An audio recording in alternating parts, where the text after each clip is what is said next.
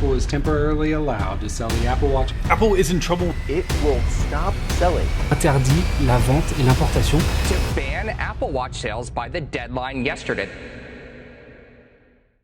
Imaginez un monde où une technologie avancée se retrouve soudain interdite à la vente. Aujourd'hui, on va parler d'un conflit technologique causé par un simple capteur qui déclenche à l'heure actuelle une bataille juridique d'envergure. Et pourquoi les Apple Watch série 9 et Ultra 2 sont désormais interdits à la vente sur le sol américain. Dans le monde des technologies, Apple, ils ont toujours été à la pointe de l'innovation. Ces Apple Watch font pas exception à la règle. Elles disposent de fonctionnalités évoluées de suivi de santé et d'activité physique. Et finalement, elles sont devenues bien plus que de simples accessoires de mode. Elles sont devenues des compagnons de vie, des gardiens de notre santé. Mais récemment, il s'est passé une dinguerie. Aux États-Unis, ces montres sont passées d'innovation à infraction. Quel est le problème ? En fait, dans les montres, il y a un capteur qui permet de mesurer l'oxygénation du sang. C'est une fonctionnalité phare, d'ailleurs Apple mise beaucoup au niveau marketing là-dessus. Mais ce capteur, selon l'entreprise Masimo, ils prétendent qu'il leur appartient. Littéralement, Masimo accuse Apple de les avoir copiés. Alors le problème, c'est que Masimo, c'est pas une entreprise qui sort de nulle part. On s'en doute bien qu'Apple doit voir tous les matins des mecs qui essaient de leur coller des procès à la gueule.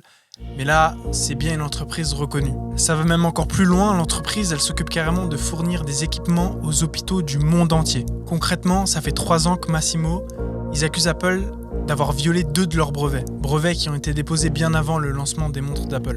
Alors évidemment, Apple, ils n'ont pas tardé à réagir à la situation et leurs déclarations sont simples. Apple nie toute violation de brevet. Entre-temps, Masimo, il leur balance une série de procès et là, les risques pour Apple, ils commencent à devenir élevés. Et cette bataille, elle a atteint son apogée lorsque la Commission du commerce international des États-Unis a tranché en faveur de Masimo. Et la décision est simple, interdiction totale pour Apple de vendre des Apple Watch série 9 et Ultra 2 sur le sol américain, qui sont, je vous le rappelle, des modèles sortis il y a seulement 2 mois. Faut bien se rendre compte que la vente d'Apple Watch, c'est 17 milliards de dollars uniquement l'an dernier. Cette décision, elle pourrait donc vraiment faire mal à la marque à la pomme. Et pour bien comprendre l'envergure que ça a pris, dites-vous que le président des États-Unis, Joe Biden, a carrément été concerné par l'affaire. L'homme politique avait la possibilité d'annuler l'interdiction des ventes. Et il avait jusqu'au 25 décembre 2023 pour se prononcer. Et il n'a rien fait. Cette décision, elle a eu un impact immédiat et radical pour Apple. Son action en bourse a même chuté. Tous leurs plans marketing et technologiques à propos des Apple Watch ont ou vont devoir changer. Et en fait, nous, en tant que consommateurs, on peut se poser la question, quelles sont les répercussions sur nous ? Déjà, c'est important de préciser que pour l'instant, ça concerne uniquement le marché américain.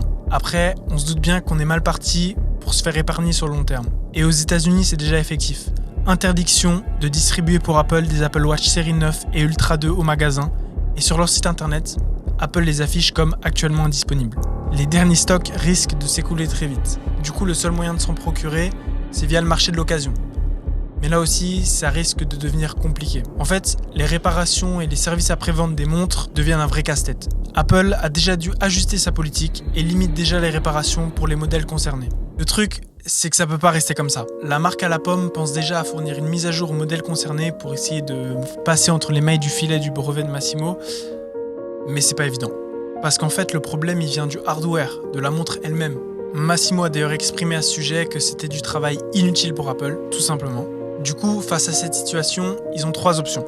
Soit ils décident de repenser leur technologie, soit ils décident de repartir en justice, ou soit ils essaient de trouver un terrain d'entente avec Masimo, ce qui n'est pas forcément évident. Il faut bien comprendre que ce conflit dépasse le cadre de simplement 2 entreprises qui se disputent. Ce cas soulève des questions sur la propriété intellectuelle de l'innovation finalement. Comment les startups et les entreprises déjà en place peuvent-elles faire pour naviguer finalement entre cette marée de brevets sans que ça mette un coup de frein à leur innovation. Peut-être que ce cas pourrait inciter à une réforme du système des brevets, rendant l'innovation plus accessible tout en protégeant le droit de leurs créateurs.